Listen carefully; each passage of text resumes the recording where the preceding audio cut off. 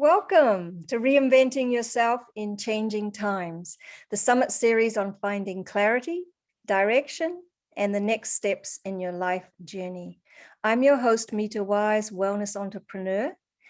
Let's get to our speaker today. And our speaker today is Ragini Michaels. Ragini is a premier behavioral change specialist, most beloved for her innovative, centered 24/7, six-step transformational process for expanding conscious awareness. Ragini is dedicated to supporting aspiring women leaders around the globe who want to catapult their commitment to conscious living and conscious leadership to a higher level of impact. She accomplishes this via the power of a new kind of practical wisdom that can neutralize and redirect the power of personal polarization.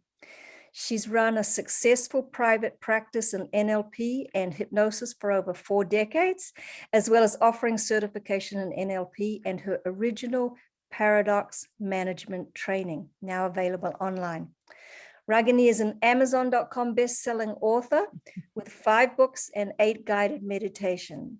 She brings over 4 decades of personal experience exploring meditation, mindfulness, contemplation, presence, the Enneagram, and the art of spiritual inquiry. Her summit topic today is how to stay steady and creative in changing times. Welcome, Ragini. That's an introduction for you. Lots of things there. I know. I'm wondering who did all that. Right. It's nice Well, to be here. Thank you. oh, good. We're very grateful to have you here as well. So tell us about these paths that you were on. Tell us about your story and how you got here. Well, I think I will start with my decision a long time ago to follow this interest I had in expanding conscious awareness, because I figured it was the best option I had for finding out how to be happy. So I've started to follow that path, and it took me into a life that was quite interesting. I do think at one point what happened is that I became very aware that I was not happy. I had a life that really was designed to give anybody whatever they needed to be happy, but I was not. So I realized in retrospect that my life sort of had been a journey of trying to eliminate unhappiness. And what I did is I failed, of course, to eliminate my unhappiness, but I tried very hard by traveling around the world, studying with masters, learning NLP so I could become a trainer of that, learning about the unconscious mind and the brain and neurophysiology and all of these things. And I even wrote a bunch of books. The reality was, it didn't help me. They were all useful, but I still wasn't happy. Everything I tried worked well, and I'm not against any of the wonderful tools that are out there. But for me, what happened is that I then inevitably, my high passed, my joy passed, and I sank down into sadness and unhappiness. And I thought, this just sucks. I don't like this. But one day, what happened for me is I was in India and I was sitting on one of the roads in the back of an ashram that I was visiting and staying in for a while. And I was sitting there contemplating, how could I be so unhappy in this land that was supposedly the home of all spiritual awakening and joy and delight? And I was sitting on this wall and feeling pretty unhappy. And I saw this beggar come by that I'd seen many times. But on this day, I noticed that his eyes were just shining and bright, and he had this smile on his face, despite the fact that he had no teeth, tattered clothes, and he had his hands out begging for food. And I thought to myself in horror, how can he be happy? I mean, how can that be? This was just a horrible situation for me.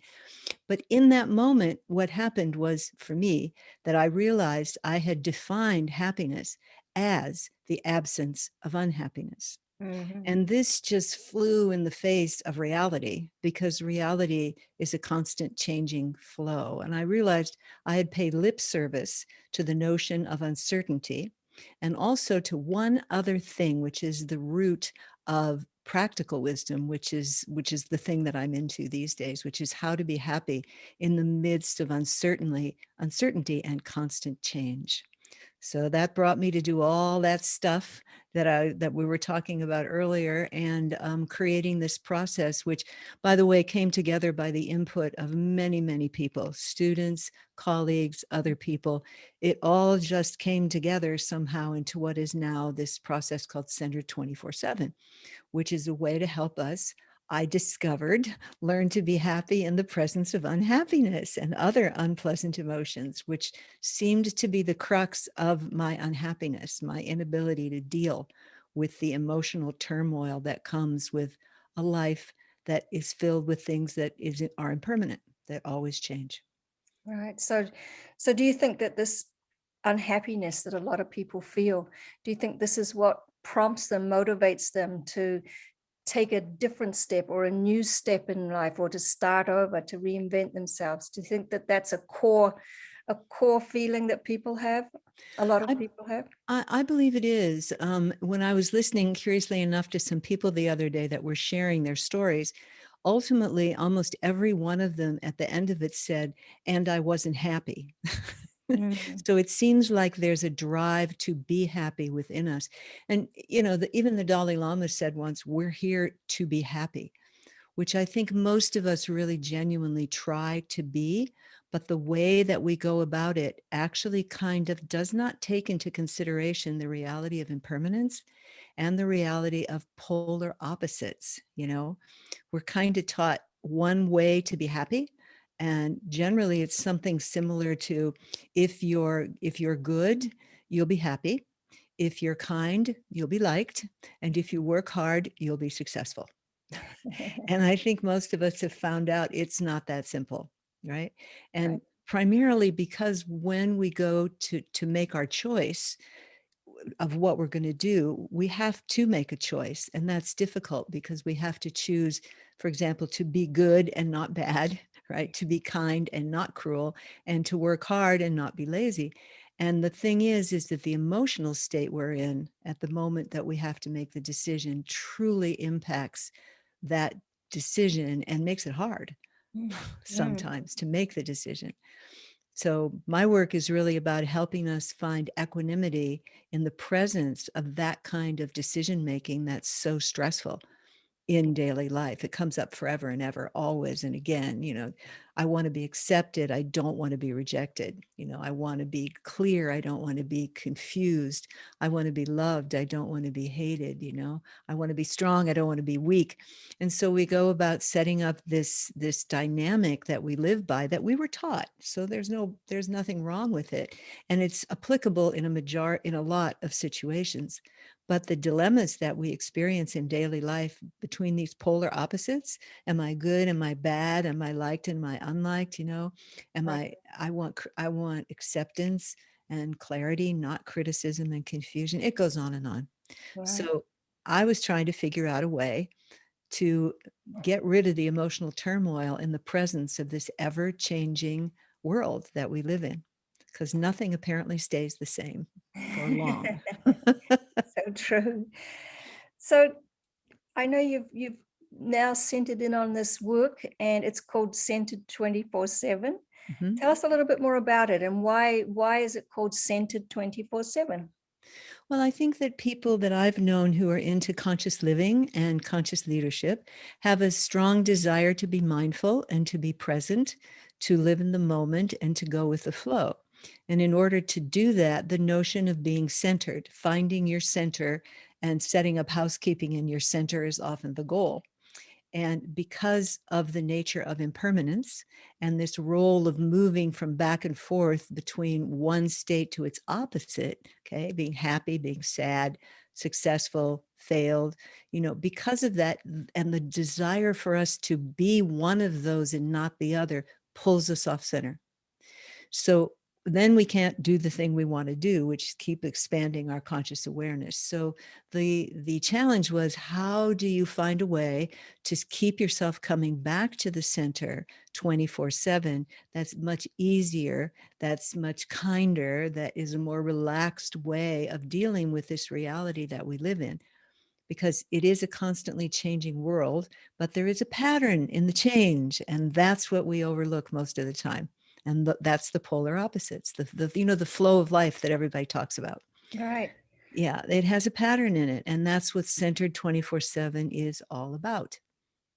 So you do coaching and you do some group programs? You do one-on-one coaching? I do one-on-one coaching. I have a book that also explains the 6-step process, which is what Centered 24/7 is. And I also have an online training, which is a 10-week program where I can hold your hand through all of the steps and show you how it works. Because it's really hard, because it's, once you understand it, it's kind of like an epiphany. It's like poof. You know how to give an example to help explain it, it's like when you see a child, who's crawling on the ground, okay, on all fours, and they're in the process of learning how to stand up, pull themselves up. And we forget to understand that the way that room looks that he's working in, crawling around in, is going to look totally different when he's learned to stand up on his own 2 feet, and he's not relying on his 2 hands and his 2 knees, okay, to crawl around. And that's kind of what happens when you grasp this transformational perspective, okay, that Center 24/7 is about. It's like, oh my God, everything looks different because now you're in a different place. Or another example of what happens for you is like, when you walk into a dark theater and you can't see anything, and it Yes, takes a little bit totally. of time for your eyes to adjust. And once they've adjusted, you start to see, oh, there's rows of seats and there's an aisle, and you can see what the actual territory looks like much better than you could when you first walked in.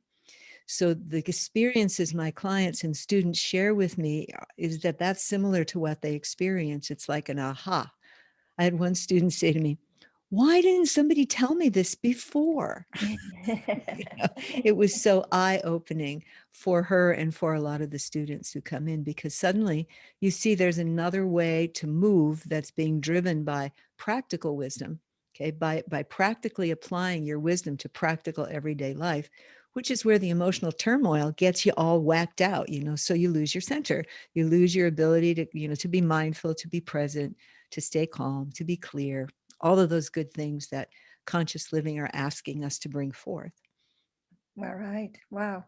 So I know you've done hypnosis and NLP a lot in the past. How did they form your this paradox work that you do today? Okay.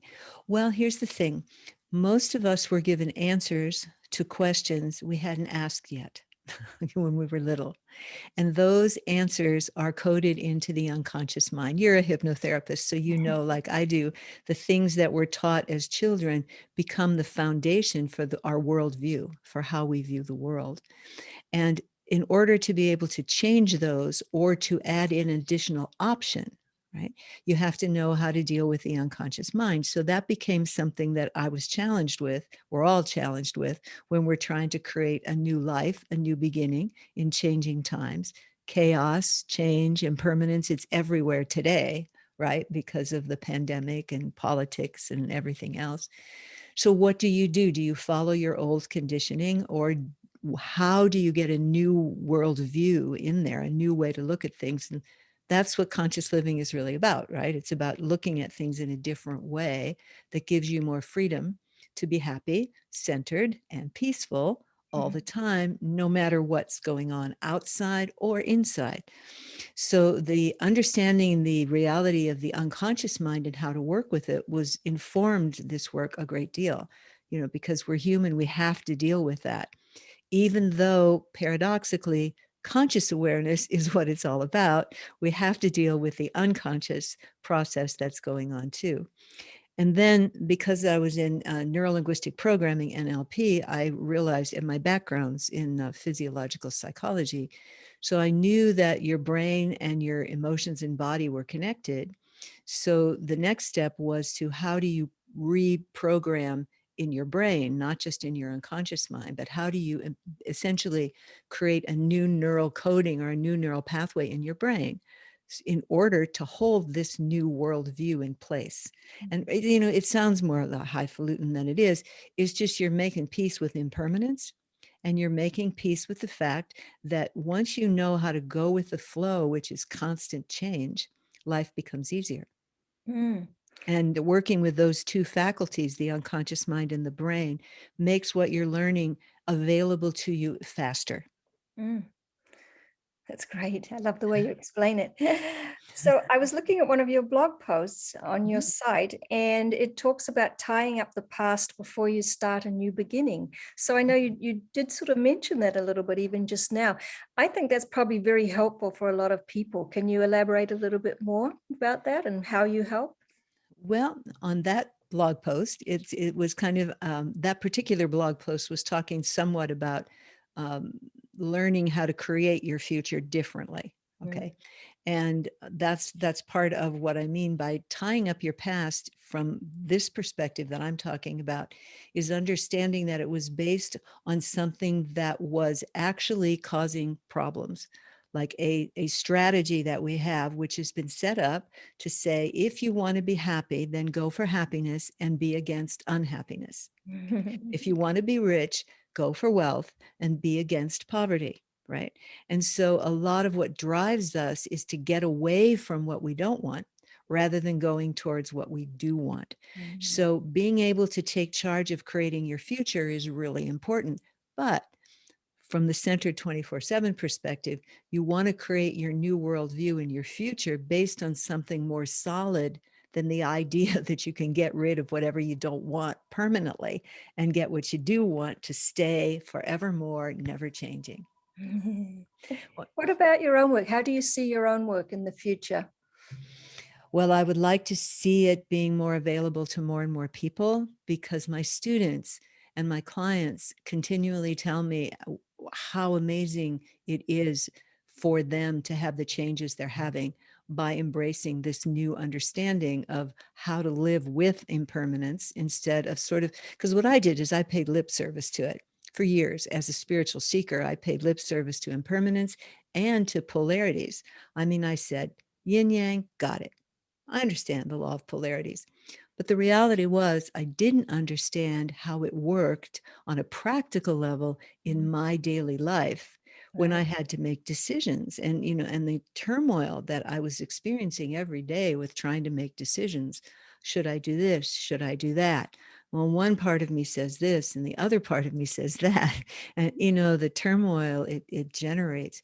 So because my students and I've done this right now. I have an online training, but I've taught this for probably the last 10 years or longer than that, around the world in small workshops with small people who were spiritual seekers, who have informed the growth of the work and the evolution of it a lot with their feedback to me, for which I'm very grateful. And I think it is just helpful. And I think in this time when we're so polarized in the world, there's such polarization happening, and it's getting stronger and stronger and pulling us further and further apart. The more people who can understand how to depolarize themselves, in other words, how to flow with the opposing forces that are truly alive within us, the more chance we have to get the world to move towards evolution instead of revolution. I know they go together though, but we'll be able to maybe manage the revolution. And so it becomes part of evolution instead of Right, devolution, if we can put right. it that way. That's beautifully said. It really is. Thank you. Can you give our viewers any practical or mindset steps that you suggest for someone who's ready to take that next step, who's ready to explore themselves, who's ready to explore the things you've been talking about? Yes. Yeah, I can give you 3 tips to get you started on it. And I'll give you some more at the end of this. I'll give you some place to go to get a little more information. So there's more available, but here's 3 things to contemplate to start if you're ready for this. One is to really contemplate the fact that life is not as it seems. It's not as simple as it seems. And why is it not? Just look for how much impermanence is in your life, how much you want to keep what's good, and how much you want to get rid of what's painful and bad. That will get you to understand that that life has an equation, right? It's both good and bad, both pleasant and unpleasant, right? You feel both high and you feel both low. And we all know this, we know it, but our brain doesn't have a coding for it, and our unconscious mind doesn't get it. It just says, I'm for pleasure and survival, and I'm against anything that threatens it in the very least, which is totally reasonable for physical survival, right? So here's three little tips. First one is life is not as it seems. It's not as simple as it seems, okay? Being good does not necessarily guarantee you're going to be liked. All right, for example, or working hard does not necessarily mean success. Okay. The second tip is you cannot get rid of half of the equation that makes up a life journey. A life journey is composed from both good experiences, bad experience, pleasant experiences, unpleasant experiences. And we all unconsciously know this, but we are relating to it in a way that doesn't help us, because the strategy we use is hang on to the good, do everything to make it last, right? And there's nothing wrong with that, except that when it changes, we get very depressed and we go, oh my God, it's not here anymore. It's lost. What did I do wrong? Why am I so bad? And then we turn on ourselves. And that's why so many people who come to this work are deeply under the burden of beating themselves up and feeling that they're not valuable, good enough, strong enough, wise enough. This is not the case, right? Because we're looking at it the wrong way. So second point, you can't get rid of half of the equation that makes up your specific life journey as well as everyone else's. So the third point is, it's a good point. The third one is good. There's a way to learn how to navigate this circumstance that you haven't been taught, right? And believe me, I thought I had it, because I thought everything's impermanent, polarity, law of polarities, I got it, right? Didn't have it at all in terms of daily life. And that's where so much trouble and turmoil that makes us so stressed out, which causes us to feel bad, to get sick, to create arguments, to not do our work well. 100 things go wrong whenever that's happening. So Centered 24/7 is actually, to use modern terms, a hack on how to be happy, right? Right. Because you learn the code for how to embrace the totality of both good and bad, of both right and wrong. And when you know how to embrace both and allow them both to be in your life, then you can be what Centered 24/7 offers: happy, centered, and peaceful, no matter what comes your way, outside or inside. You will Wow. have the option. Beautiful. Beautifully said again. Thank you. So Mhm. I know you have a free gift. I Would you do. like to tell us about it? I do. It's the next step for those of you that are interested to continuing on and learning a little bit more. You want to go to www.innertugofwar.com. We all know what an inner tug of war is, right? This, that. Okay. So innertugofwar.com. And you will receive an ebook that gives you 149 polar pairs that exist in the 6 major categories of life where these dilemmas occur and where most of the emotional turmoil gets stirred up in daily life. And you also have, I think, in it as well, is the 7 mistakes that everyone makes when they're going to be happy, when they're looking for how to be happy. So what that will do is it gives you an opportunity to sort of become more aware, expand your consciousness a bit about how many polarities there are, so you can begin to look for them in your life and pick out the ones that are causing you the most trouble. How will you know? A lot of emotional turmoil around them. That's how you know. And then the Center 24/7 work is designed to help you essentially move to equanimity so that you can stay centered 24/7, happy, centered, and peaceful no matter what. Viewers, click below for all Ragini's links, including her free gift, your Inner Tug of War ebook. Ragini, it's been so lovely having you. Do you have any final thoughts or last words of wisdom? Well, it's not my wisdom, but it's another great teacher's, Nisargadatta. He has a beautiful quote that I love. It says, "Love tells me I am everything. Wisdom tells me I am nothing. Mm. Between these two, my life flows." Wow, that's so beautiful. It is. Thank you so much for giving us your time and energy and your Oh, wisdom thank you today. for having me. I really appreciate the opportunity to share. Thank you. Loved having you. And this was Ragini Michaels, Please make sure that you leave some comments and thoughts and love going for our speakers, and listen to the next interview. That's it for today, and we'll see you soon. This is Mita Wise signing off.